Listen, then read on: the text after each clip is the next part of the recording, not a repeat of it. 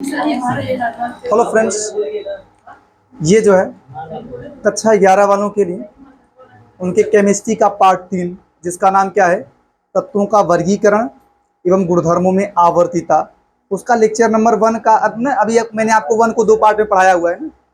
अभी मैंने जो है इसके पहले वाले वीडियो में लेक्चर नंबर 1 को जो है 2 पार्ट में पढ़ाया हुआ है, पार्ट 1 पार्ट 2। अभी मैं जो है पार्ट 2 में नहीं पढ़ाऊंगा, लेक्चर नंबर 2 3 ऐसे करके पढ़ाऊंगा। ठीक है, ये आपका लेक्चर नंबर 2 है। 3 नहीं करे, लेक्चर नंबर 2 बोलो, उसको 1 पार्ट में बांट दिया 2 पार्ट में ना, पार्ट 1 पार्ट 2। इसको पार्ट 2 ना कह के सीधा लेक्चर नंबर 2 कहें आप। देखो, इसके पहले आपने क्या पढ़ा था? आपने पढ़ा था मेंडलीफ की आवर्त सारणी के विषय में, या मेंडलीफ की मूल आवर्त सारणी के विषय में, जिसमें आपने लिखा है कि उसमें 7 आवर्त हैं ना, और 8 समूह हैं, विशेषताएं लिखा है उसमें ना। आपने जो है मेंडलीफ की आवर्त सारणी की विशेषताएं लिखी हुई है। अभी आपको पढ़ाया जाएगा मेंडलीफ की आवर्त सारणी के दोष, या कह दें ना लाभ और दोष के, कह सकते लाभ और दोष के बारे में, या ऐसा बोले उपयोगिता और हानि भी कह सकते हैं आप। तो ध्यान दें, मेंडलीफ की आवर्त सारणी के लाभ कौन कौन से हैं? तत्वों के अध्ययन में, नए तत्वों की खोज में, और क्या है, परमाणु द्रव्यमान के संशोधन में। ये मेंडलीफ की आवर्त सारणी के लाभ हैं। और कमियां कौन कौन सी हैं, या हानि कौन से हैं? कमियां भी कह सकते हैं आप।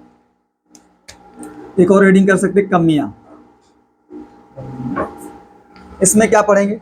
इसमें पढ़ेंगे आप हाइड्रोजन का स्थान, समस्थानिकों का स्थान, संभारिकों का स्थान, असंगत युग्म, और क्या है, असमान गुणधर्म वाले तत्वों को एक साथ रखना, अक्रिय तत्वों का स्थान, और क्या है, लैंथेनाइड तथा एक्टिनाइड, या एक्टिनाइड तथा लैंथेनाइड श्रेणी के तत्वों का स्थान। तो ध्यान दें, अगर इसमें आप लाभ की बात करें, लाभ में सबसे पहला पॉइंट क्या है? सबसे पहला पॉइंट है तत्वों के अध्ययन में। तत्वों के अध्ययन में क्या सुविधा हुई? तत्वों के अध्ययन में सुविधा ये हुई कि मेंडलीफ ने बताया था, या ये ऐसा देखो, किसी समूह को लिखने का क्रम क्या होता है पता है? किसी समूह में उन सभी तत्वों को लिखा जाता है जिनके प्रॉपर्टीज आपस में क्या हो, समान, जिनके जो है गुण आपस में क्या हो, समान हो। ठीक है, मेंडलीफ, सुनो ध्यान से, क्या हुआ? मेंडलीफ के अनुसार जो है किसी समूह में पाए जाने वाले सभी तत्वों के गुणधर्म, भौतिक एवं रासायनिक गुणधर्म क्या होते हैं, एक समान होते हैं। इससे फायदा क्या होगा अध्ययन में? तो आप क्या करें, यदि किसी भी तरीके से किसी एक तत्व के, हाँ, किसी समूह में पाए जाने वाले किसी एक तत्व के गुणधर्म को याद कर लें, तो उस समूह में उपस्थित सभी तत्वों के गुणधर्मों के बारे में बताया जा सकता है, बता सकते हैं आप। मेंडलीफ ने क्या बताया? मेंडलीफ ने बताया कि किसी समूह में पाए जाने वाले सभी तत्वों के गुणधर्म एक समान होते हैं। इस प्रकार यदि किसी समूह में उपस्थित किसी एक तत्व के गुणधर्म को याद कर लिया जाए, तो उस समूह में उपस्थित सभी तत्वों के गुणधर्मों के विषय में बताया जा सकता है। इस प्रकार तत्वों के अध्ययन में सुविधा हुई। अगला क्या है, नए तत्वों के खोज में। मेंडलीफ ने क्या किया, ध्यान दें आप, मेंडलीफ ने क्या किया, अपने समय तक, मेंडलीफ ने अपने समय तक अज्ञात तत्वों के लिए अपनी आवर्त सारणी में रिक्त स्थान छोड़ दिया था, लेकिन उनके गुणों की भविष्यवाणी क्या कर दी, पहले कर दी। मेंडलीफ ने अपने समय तक अज्ञात तत्वों के लिए, जो उस समय ज्ञात नहीं थी, उनके लिए क्या किया, अपनी आवर्त सारणी में रिक्त स्थान छोड़ दिया और उनके गुणों की भविष्यवाणी पहले कर दी। इस प्रकार तत्वों के खोजने में क्या होगी, सुविधा हो जाएगी। तत्वों के खोजने में भाई भविष्य गुण पहले बता दिया है, अब तत्वों को खोजने में सुविधा हो जाएगी। और कौन कौन से तत्व थे, यानी कौन कौन से ऐसे तत्व थे जिनका जो है मेंडलीफ ने जो है उनके प्रॉपर्टीज़ के विषय में बताया था, उनके गुणों की भविष्यवाणी की थी, वो कौन कौन से हैं भाई? हाँ, एक ध्यान दे, एक बोरान, एक है क्या है, स्कैंडियम है, और एक क्या है, गैलियम है, एक जर्मेनियम है। हाँ, मेंडलीफ ने देखो इनके प्रॉपर्टीज़ के विषय में बताया था, लेकिन हाँ, इनके नाम को जो है संशोधित किया था, क्या संशोधित नहीं कहते आप, संबोधित किस नाम से बताया था इनका नाम? इनको बोला था एका बोरान। स्कैंडियम को बोला था एका बोरान, इसको बोला था क्या, एका एल्यूमिनियम। ठीक है, ए का एल्यूमिनियम और ए का सिलिकॉन। तो मेंडलीफ ने जो बताया था, ध्यान दें, मेंडलीफ ने अपने आवर्त सारणी में उस समय तक अज्ञात तत्वों के लिए रिक्त स्थान छोड़ दिया था और उनके गुणों की भविष्यवाणी पहले कर दी, जिससे जो है तत्वों के खोजने में सुविधा हुई। तो कौन कौन से तत्व खोजे गए थे भाई? एक आपका, हाँ, स्कैंडियम था। उन्होंने देखो, उन्होंने स्कैंडियम का नाम नहीं लिखा था, लेकिन लिख दिया था कि ये बोरान के नीचे होगा, ये बोरान के नीचे है। ये कहाँ है? एल्यूमिनियम के नीचे है। और ये क्या कहाँ है? सिलिकॉन के नीचे है। जीई होना चाहिए, जर्मेनियम, ये जर्मेनियम होना चाहिए। उन्होंने क्या किया था, इनका जो है प्रॉपर्टीज बता दिया था, लेकिन नाम ये बताया था कि इसका नाम एका बोरान है, एका एल्यूमिनियम है, एका सिलिकॉन है। बाद में जब खोज हुआ तो एका बोरान क्या निकला? स्कैंडियम निकला। एका एल्यूमिनियम क्या निकला? गैलियम निकला। और एका सिलिकॉन क्या निकला? जर्मेनियम। इसके बाद ये है, थोड़ा इसकी बातें कर ली जाए। परमाणु द्रव्यमान के संशोधन में क्या सुविधा हुआ? हाँ, मेंडलीफ ने क्या किया, अपनी आवर्त सारणी में बहुत से तत्वों के जो है परमाणु द्रव्यमान का संशोधन किया। इसका एक एग्जाम्पल क्या है? बेरिलियम। बेरिलियम, बेरिलियम जानते हैं? मेंडलीफ की आवर्त सारणी से पहले बेरिलियम का परमाणु द्रव्यमान जो है कितना मानते थे? 13.5। ये सब लिखवाया गया आपको यार। मेंडलीफ की आवर्त सारणी से पहले बेरिलियम का परमाणु द्रव्यमान कितना माना जाता था? 13.5। क्यों? हाँ, ध्यान दें, परमाणु द्रव्यमान तुल्यांकी भार निकालने का, तुल्यांकी द्रव्यमान कह दें या तुल्यांकी भार निकालने का फार्मूला होता है परमाणु द्रव्यमान, ये ध्यान दिया, परमाणु द्रव्यमान बटे संयोजकता। अगर आपको परमाणु द्रव्यमान निकालना है, सुनो ध्यान से, सुनो ध्यान से, इसका परमाणु द्रव्यमान जो है अगर निकालना चाहे, परमाणु द्रव्यमान का फार्मूला क्या होगा? तुल्यांकी द्रव्यमान ई, संयोजकता को VF बोल सकते हैं आप, वैलेंसी फैक्टर, या लिख दे रहा हूं मैं ऐसे ही। परमाणु द्रव्यमान बराबर तुल्यांकी द्रव्यमान इंटू संयोजकता। ठीक है, तो ध्यान दें, बेरिलियम के विषय में ऐसा कहा गया था कि बेरिलियम का परमाणु द्रव्यमान, मैं समझा रहा हूँ, ये सब लिखवाया गया आपको, केवल मैं समझा रहा हूँ। बेरिलियम का परमाणु द्रव्यमान कितना माना गया? 13.5। क्यों? क्योंकि जानते हैं, क्योंकि इनका तुल्यांकी भार, इसका तुल्यांकी भार या तुल्यांकी द्रव्यमान, इसका तुल्यांकी द्रव्यमान 4.5 माना गया था। और इसकी संयोजकता, इसकी संयोजकता कितनी मानी गई थी? 3। ऐसा जानते हैं क्यों? क्योंकि बेरिलियम का बहुत सा प्रॉपर्टी, बहुत सारे गुण एल्यूमिनियम से मिलते हैं। बेरिलियम का बहुत सारा गुण एल्यूमिनियम से मिलता है, इस वजह से एल्यूमिनियम की संयोजकता 3 होती है। एल्यूमिनियम की संयोजकता 3 होती है, इसी वजह से इसकी संयोजकता भी 3 मान ली गई थी। लेकिन ऐसा देखा गया कि बेरिलियम का जो प्रॉपर्टी है, मैग्नीशियम, कैल्शियम, इन सबसे बहुत ज़्यादा मैच कर रहा है। तो हाँ, तो इन्होंने क्या किया, इसकी संयोजकता 3 ना मान के कितना माना? 2। बहुत देखो, ज़्यादा प्रॉपर्टी इनसे मिलता है, कैल्शियम वगैरह से, कुछ प्रॉपर्टी इसकी एल्यूमिनियम से मिलती है, इसीलिए वैज्ञानिकों ने इसकी संयोजकता 3 मान ली थी। लेकिन ज़्यादा प्रॉपर्टी तो इनसे मिलती है ना, कैल्शियम वगैरह से मिलती है। तो मेंडलीफ ने क्या किया, इसकी संयोजकता 2 मानी। अगर आप ऐसे मान के चलेंगे, इसका जो है तुल्यांकी द्रव्यमान 4.5 और संयोजकता 3 मानेंगे, तो गुणा करने पर क्या आएगा? तुल्यांकी द्रव्यमान 4.5 और संयोजकता 3, तो आ जाएगा 13.5। क्या आ जाएगा? लेकिन यदि आप क्या करें, हाँ, मेंडलीफ ने वही किया था ना, मेंडलीफ ने इसका तुल्यांकी द्रव्यमान सेम रखा था, इसकी संयोजकता क्या मान ली? 2। संयोजकता 2 मानकर इसका जो है परमाणु द्रव्यमान कितना कर दिया? 9 कर दिया, जो कि मॉडर्न में यही एक्सेप्टेड है कि बेरिलियम का परमाणु द्रव्यमान कितना होता है? 9। ठीक है, ध्यान दिया, इतना समझे ना आप लोग? इसको बस समझना है, कुछ नहीं करना। इसके बाद देखो ध्यान से, अगला पॉइंट है हानि। हानि में क्या है? हाइड्रोजन का स्थान है, समस्थानिकों का स्थान है, संभारिकों का स्थान है, असंगत युग्म है। इसमें मैं कुछ लिखा दूंगा आपको, कुछ पॉइंट से मैं आपको लिखा दूंगा। देखो ध्यान से, हाइड्रोजन का स्थान क्या है? आपको पता है कि जो हाइड्रोजन है ना,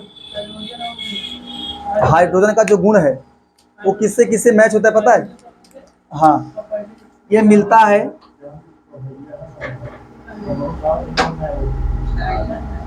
क्षार धातु से मैच करता है। सुनो ध्यान से, ध्यान दो, जो हाइड्रोजन का गुण होता है वो क्षार धातुओं से मिलता है और किससे मिलता है? हैलोजन के साथ, दोनों से मिलता है। जो ध्यान दें, जो क्षार धातु है वो पहले समूह की है, फर्स्ट ए समूह की। हाइड्रोजन का प्रॉपर्टी फर्स्ट ए पहले समूह के क्षार धातुओं और सातवें समूह के हैलोजनों के साथ मिलता है, जो कि आवर्त सारणी ने बताया, जो कि आवर्त सारणी में बनाया गया है। ठीक है, सातवें समूह के हैलोजनों से मिलता है और पहले समूह के क्षार धातुओं से मिलता है, इसका प्रॉपर्टी। लेकिन मेंडलीफ ने क्या किया है? कमी की बात करूंगा, मेंडलीफ ने इसको केवल यहाँ रखा है, क्षार धातुओं के साथ रखा है, हाइड्रोजन को इसके साथ नहीं रखा है, जो कि इनकी आवर्त सारणी की क्या दिखाता है? कमी को दिखाता है। कि अगर इसका प्रॉपर्टी दोनों से मिल रहा है तो इसको दोनों स्थान पे रखो, इसकी प्रॉपर्टी इनसे भी मिल रही है, इनसे भी मिल रही है, तो इसको दोनों स्थान पे रखा जाए। लेकिन ऐसा नहीं किया गया है, इसको केवल इसके साथ रखा गया है, जो कि इनकी आवर्त सारणी के दोष को प्रकट करता है। इसके बाद अगला क्या है? समस्थानिकों का स्थान। समस्थानिक जानते क्या होते हैं ना?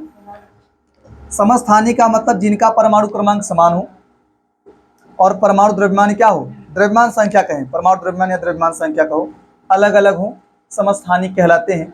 समस्थानिकों का एग्जाम्पल क्या है? जैसे 1H1, 1H2, 1H3। और बात कर ले कार्बन 12, कार्बन 14, ये सब समस्थानिक है। सुने ध्यान से आपको, ये सब समस्थानिक है। मेंडलीफ ने, पहले सुन लो, मेंडलीफ ने अपनी आवर्त सारणी किस आधार पर बनाया था? वो बनाया था परमाणु द्रव्यमान के आधार पर। मेंडलीफ ने अपनी आवर्त सारणी में तत्वों को परमाणु द्रव्यमान के बढ़ते हुए क्रम में रखा है। मेंडलीफ ने अपने आवर्त सारणी में तत्वों को उनके परमाणु द्रव्यमान के बढ़ते हुए क्रम में रखा है। तो इस प्रकार इनको भी रखो, इनको भी परमाणु द्रव्यमान के हिसाब से रखो। पहले 1 वाले को लिखो, फिर 2 वाले को, फिर 3 वाले को लिखो। ऐसे यहाँ भी कार्बन पहले 12 लिखो, फिर 14 लिखो। कार्बन को 2 स्थानों पर रखें, इसको 3 स्थानों पर रखें। अगर द्रव्यमान के हिसाब से बना रहे हैं तो द्रव्यमान अलग अलग है, इनको अलग अलग स्थान पर रखना चाहिए। लेकिन मेंडलीफ ने ऐसा नहीं किया है। मेंडलीफ ने इसको क्या किया है? एक ही स्थान पर रख दिया हाइड्रोजन, वो 1 भी है, 2 भी है, 3 भी है। ठीक है, तो यही बोलेंगे आप कि मेंडलीफ ने अपने आवर्त सारणी में समस्थानिकों को अलग अलग स्थान पर नहीं रखा है, न रखकर अपने आवर्त सारणी के कमी या दोष को प्रकट किया है, कमी या दोष को प्रकट किया है। अगला क्या है? अगला बात करें संभारिक। संभारिक क्या है? जिनके परमाणु द्रव्यमान समान हो, परमाणु द्रव्यमान समान हो, भार समान हो और उनके परमाणु क्रमांक अलग अलग हो। जिनके परमाणु द्रव्यमान क्या हो? समान हो और परमाणु क्रमांक अलग अलग हो, उन्हें संभारिक कहा जाता है। इसका एग्जाम्पल जानते हैं क्या? जैसे मान लो 7 नाइट्रोजन 14 है, 6 कार्बन 14, 7 नाइट्रोजन 14। ध्यान दें, 6 कार्बन 14, 7 नाइट्रोजन 14। इसके बाद में जानते हैं, हाँ, आर्गन कैल्शियम भी है। आर्गन वगैरह की खोज बाद में हुई थी, लेकिन तुलना कर लेंगे भाई कि बाद में खोज हुई फिर भी रखो। अगर मान लो बाद में खोज हुई तो रखो ना सही से, लेकिन गड़बड़ है। आर्गन देखो, आर्गन 40, कैल्शियम 40, मान लीजिए यही सब है, ये आपके संभारिक हैं, ये संभारिक है। तो इनको एक स्थान पे रखो। अगर परमाणु द्रव्यमान के हिसाब से रख रहे हैं, इन दोनों का परमाणु द्रव्यमान एक समान है, इन दोनों का, इन सब का परमाणु, समस्थानिकों का परमाणु द्रव्यमान भिन्न भिन्न होता है, संभारिकों का परमाणु द्रव्यमान एक समान होता है। तो अगर आप समस्थानिकों को अरेंज कर रहे हैं और आपने बताया कि परमाणु द्रव्यमान के हिसाब से लिखा जा रहा है, तो परमाणु द्रव्यमान के हिसाब से इनको अलग अलग स्थान पर रखा जाना चाहिए। जो कि इनके आवर्त सारणी की क्या है, लेकिन इन्होंने रखा नहीं है ना, रखा नहीं है, अलग अलग स्थानों पे रखना चाहिए, नहीं रखा है, ये इनके आवर्त सारणी की कमी है। यहाँ देखें ये समभारिक है, इनका भार समान है, इनको एक ही स्थान पे रखना चाहिए, लेकिन मेंडलीफ ने ऐसा नहीं किया है, तो ये भी इनके आवर्त सारणी की क्या है, कमी। इसके बाद हाँ, असंगत युग्म थोड़ा समझे आप लोग, ये थोड़ा मेन पॉइंट है, मैं इसको समझा दे रहा हूँ। असंगत युग्म,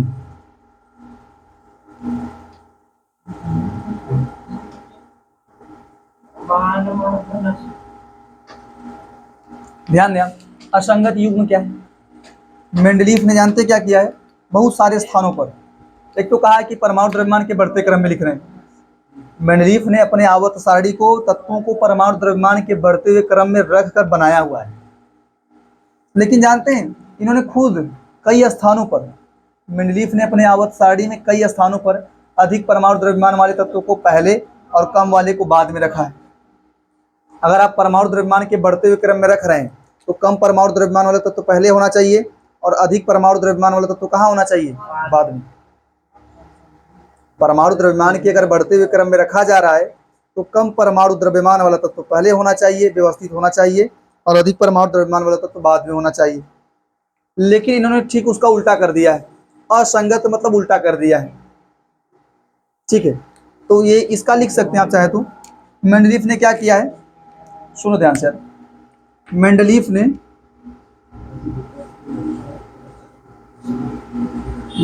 ने अपनी आवर्त सारणी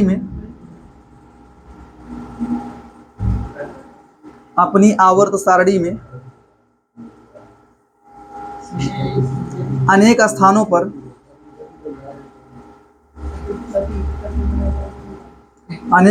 पर अधिक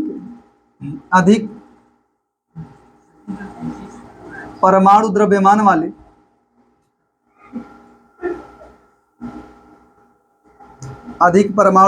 वाले तत्व को पहले तथा कम परमाणु द्रव्यमान वाले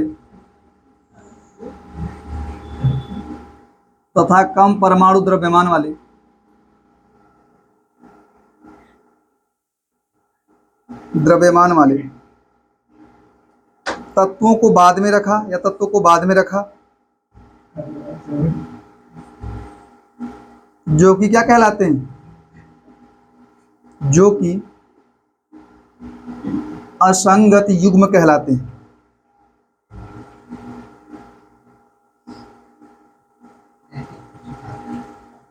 इसके एग्जांपल्स क्या है पता है, मान लो यही बात कर लें आप कि आर्गन कैल्शियम की बात कर लो, इन्होंने आर्गन को पहले रखा है, नहीं, ठीक है, आर्गन अगर पहले है, इन्होंने क्या किया, आर्गन को पहले रखा है और कैल्शियम को बाद में। देखो अगर आप बनाएंगे जब आवर्त सारणी ना, तो उसमें आर्गन आएगा, आर्गन तीसरे आवर्त में आएगा, और चौथे आवर्त में आपका पोटेशियम आएगा। वो क्या आएगा, सुनो ध्यान से, जब आप मतलब बता दे रहा हूँ मैं, देखो पहले आवर्त में सुन लो, पहले आवर्त में मेंडलीफ के अनुसार हाइड्रोजन है, दूसरे आवर्त में क्या होगा, हीलियम भी, तो हीलियम की खोज उसमें नहीं हुई थी, बाद में मान लो आएगा तो हीलियम पहले ही आवर्त में रहेगा, हाइड्रोजन हीलियम पहले आवर्त में होंगे, और दूसरे आवर्त में lithium, beryllium, boron, carbon, nitrogen, oxygen, fluorine, ये सब दूसरे आवर्त में होंगे, और उसके बाद मान लो नियान आ गया। इसके बाद तीसरे आवर्त में sodium, magnesium, aluminium, silicon, phosphorus, sulphur, chlorine, argon, ये सब याद होना चाहिए। आर्गन ठीक है, जब खोज होगा तो आर्गन आ जाएगा, अभी तो हुआ नहीं है, भी लिखवाएंगे कि खोज हुआ था, बाद में 9 समूह हो गए थे, ठीक है। तो ध्यान दें, आर्गन था, आर्गन के बाद चौथे आवर्त में पोटेशियम, कैल्शियम। तो यहाँ क्या देख रहे हैं आप कि आर्गन का परमाणु द्रव्यमान यही ना, देखो हाँ ठीक है, इसका तो ठीक है, इसमें कोई प्रॉब्लम नहीं है। हाँ पोटेशियम कर लो, अच्छा देखो, अच्छा आर्गन पोटेशियम देख लिया, आर्गन का परमाणु द्रव्यमान देखो ज्यादा है और पोटेशियम का परमाणु द्रव्यमान क्या है, कम। इस प्रकार आर्गन को बाद में रखना चाहिए और पोटेशियम को पहले रखना चाहिए, लेकिन क्या किया गया है, आर्गन को पहले रखा गया है और पोटेशियम को बाद में। ठीक है। इसके बाद अगला क्या है?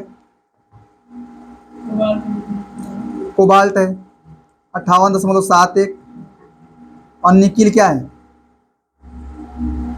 58.9, नहीं इसका 993 है इसका, ये 71 है। इसके बाद एक और एग्जांपल है 52 टेल्यूरियम है ना, 127.6 है और क्या है आयोडीन। तो ये सब जो है असंगत युग्म के जो है एग्जांपल्स हैं। ठीक,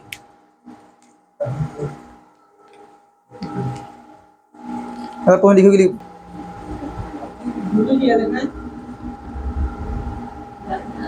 अच्छा देखिए ध्यान से,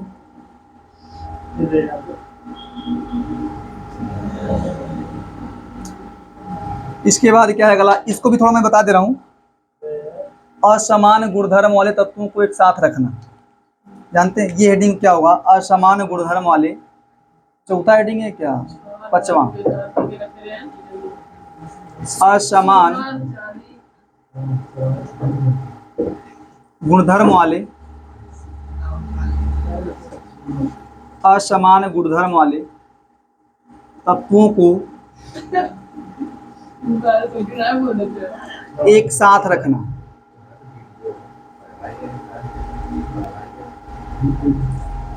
क्या किया देखो ध्यान से, मेंडलीफ ने क्या किया है? मेंडलीफ ने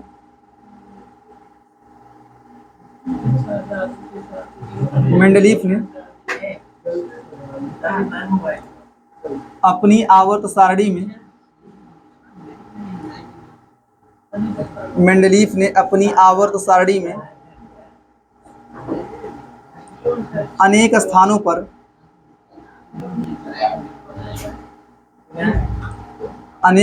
पर असमान गुणधर्म वाले तत्वों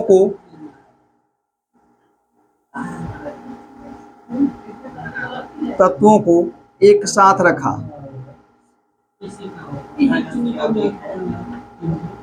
इसका एग्जाम्पल क्या है?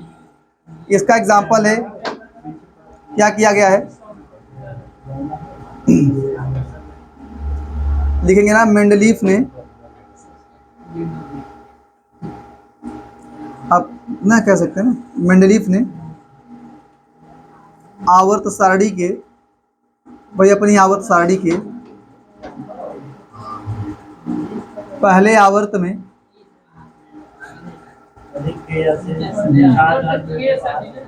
मेंडलीफ ने अपनी आवर्त सारणी के ना पहले आवर्त में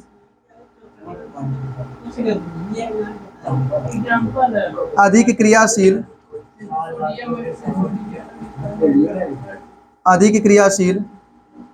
क्षार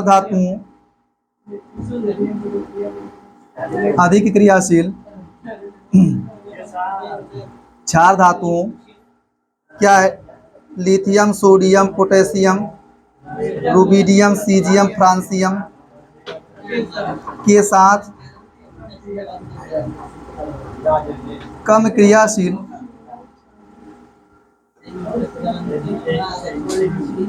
क्रियाशील सिक्का धातुओं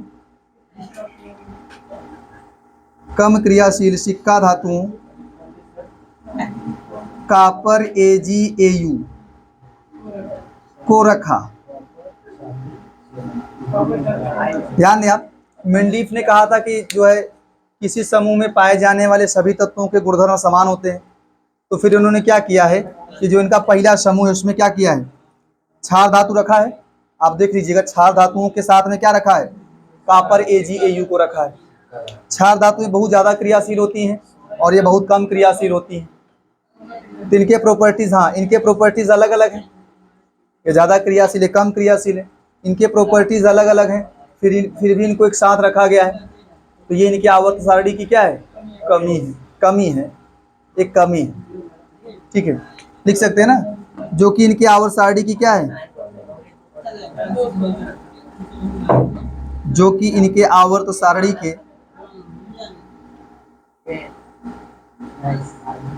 दोष को प्रकट करता है।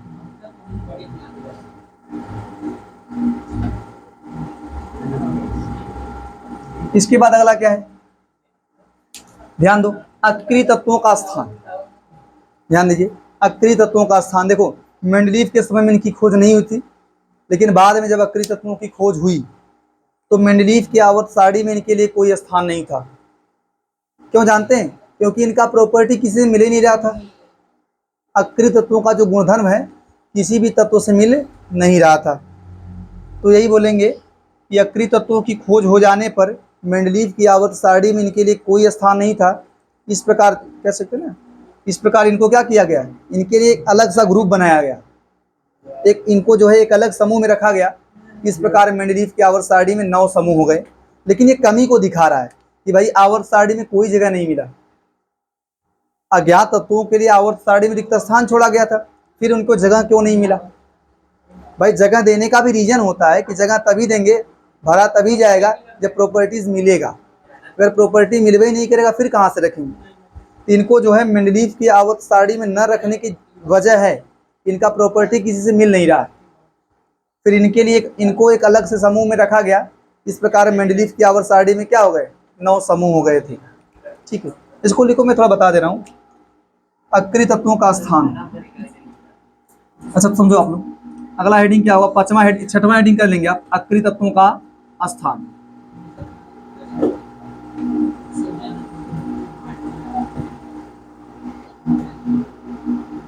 तो इसमें क्या लिखेंगे आप, बाद में अक्रिय तत्वों का की खोज होने पर, बाद में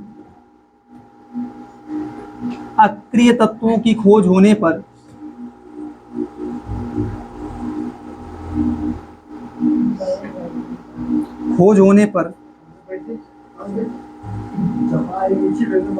मेंडलीव की आवर्त सारणी में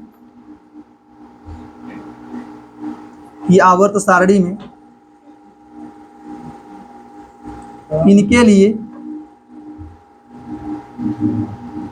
कोई स्थान नहीं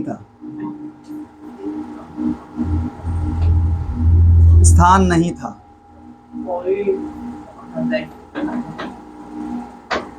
इस प्रकार इन्हें एक अलग समूह में रखा गया, अलग समूह, जिसको आप क्या बोल सकते हैं, शून्य समूह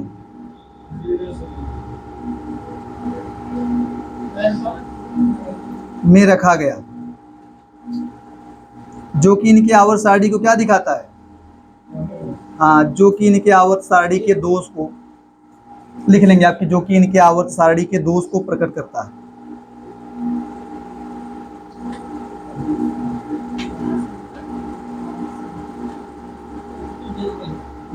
दोष को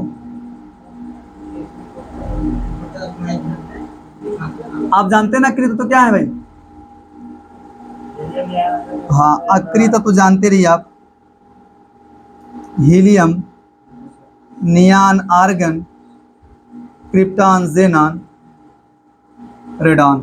इनके लिए जो है इनकी आवर्त सारणी में कोई जगह नहीं था और इनको क्या किया गया, एक अलग से समूह में रखा गया, एक अलग समूह बनाया गया। ठीक है, तो 8 समूह था, एक और बना दिया गया, उसका नाम था शून्य समूह। इस प्रकार 9 समूह हो गए थे। ठीक है, इसको लिखते हैं।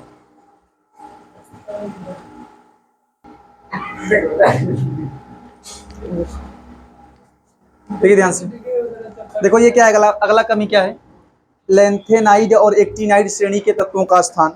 अभी आपको पढ़ाया जाएगा लेंथेनाइड श्रेणी क्या होती है, आप जानते हैं, आपको पढ़ाया भी जाएगा कि लेंथेनाइड श्रेणी के तत्व क्या है, एक्टिनाइड श्रेणी के तत्व क्या है।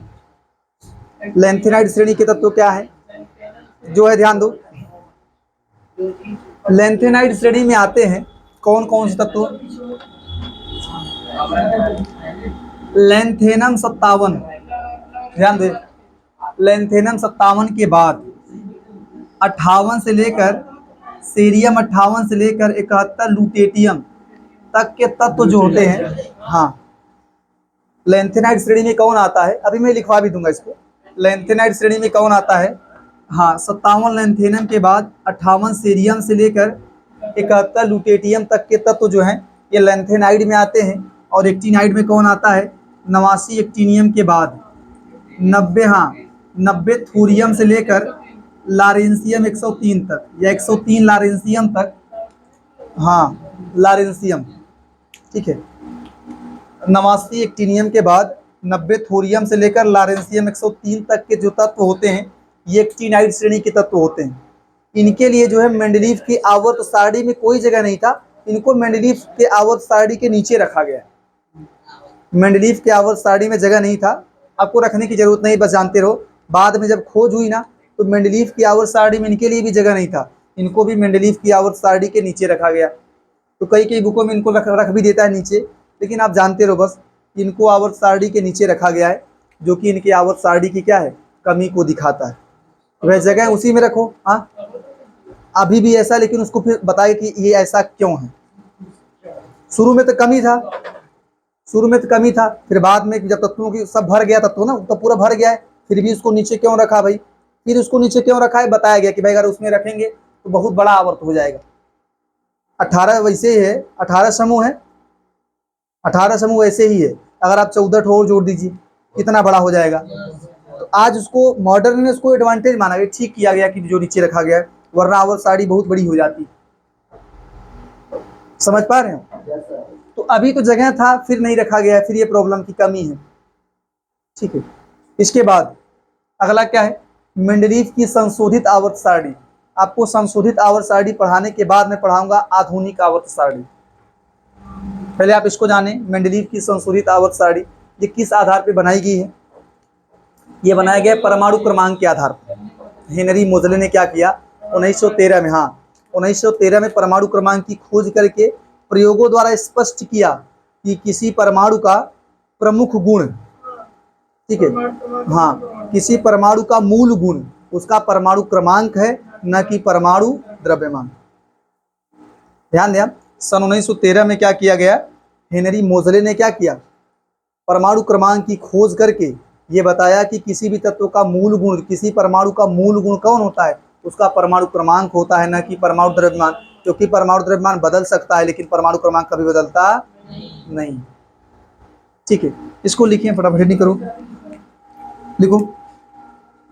सन 1913 में, सन 1913 में हेनरी मोसले,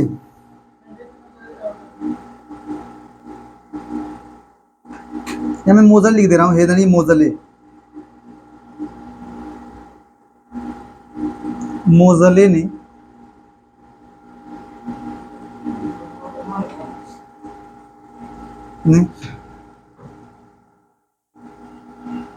परमाणु क्रमांक की खोज के पश्चात परमाणु क्रमांक की खोज के पश्चात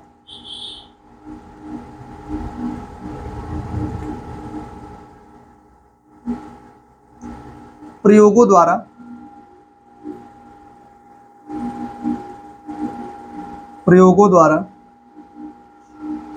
यह स्पष्ट किया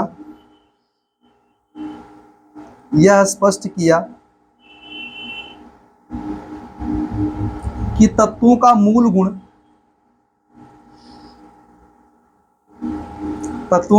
गुण उनका परमाणु क्रमांक होता है।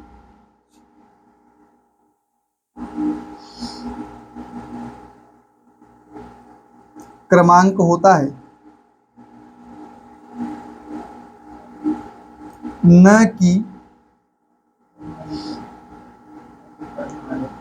परमाणु द्रव्यमान, ठीक है। तो इसका नियम क्या है,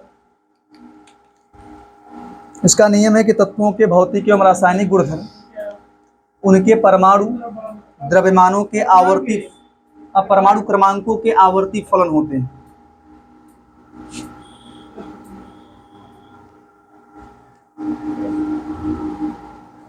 ध्यान दीजिए आप, संशोधित आवर्त सारणी के नियम। सारणी का नियम।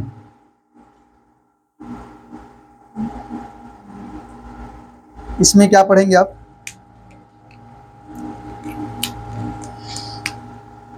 लिखेंगे तत्वों के भौतिक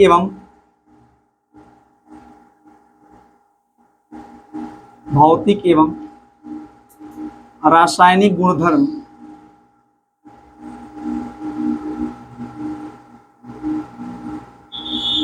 उनके परमाणु क्रमांकों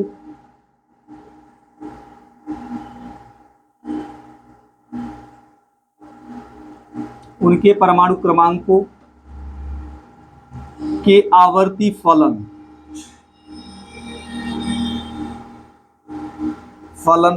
अंग्रेजी क्या है? पीरियोडिक फंक्शन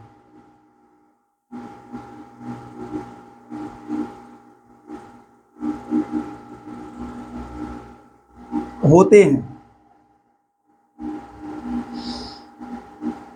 अर्थात यदि तत्वों को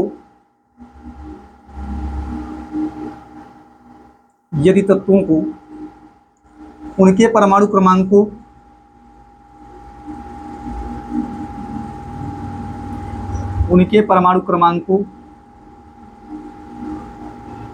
के बढ़ते हुए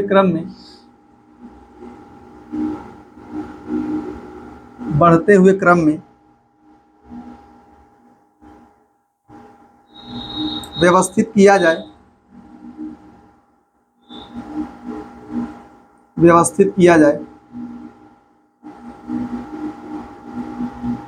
तो एक निश्चित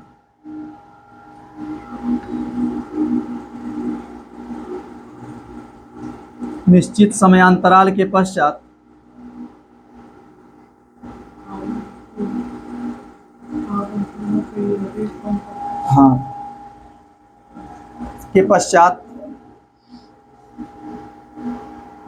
समान गुणधर्म वाले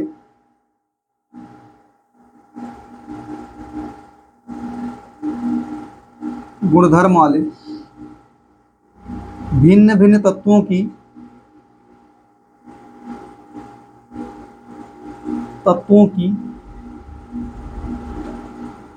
पुनरावृत्ति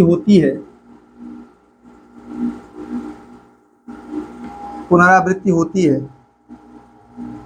जिसे क्या कहा जाता है? आवर्तीता। देखिए, अगर आपसे कोई के आवर्तीता क्या है ना, बस आपको ये बोल देना है कि समान गुणधर्म वाले भिन्न भिन्न तत्वों की जो पुनरावृत्ति होती है। कैसा बोलो? गुणधर्मों में समान गुणधर्मों का बार बार रिपीट होना, समान गुणधर्मों में होने वाली पुनरावृत्ति को ही क्या कहा जाता है? ये शॉर्ट है।